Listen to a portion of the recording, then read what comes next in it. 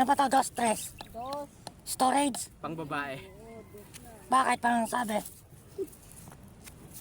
Sabi mo na Paano mo nasabi? Ay, baliktad. Asan lalagay pickles? Diyan lang sa tabi.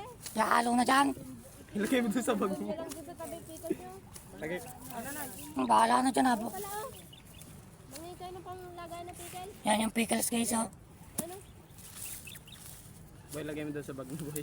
Yan mga guys, pickles. Mga good guys, oh.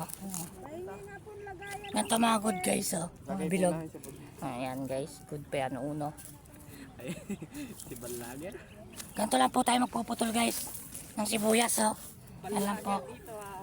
Napaka-basic lang guys, oh. Oh. Ngayon lang, oh, oh.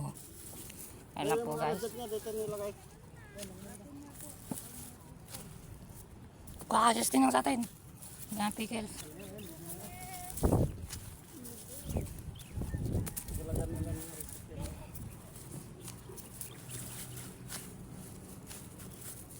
Kaka-adjustin yung isa.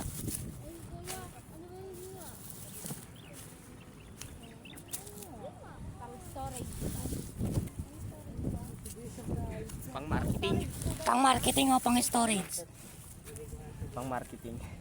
Guys. Yan ang trabaho. Ba't gano'n? May sibuyas. Lagay sa bag mo. Ba't gano'n? May sibuyas.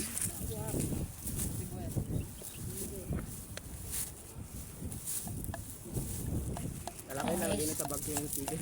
Yan yung pickles.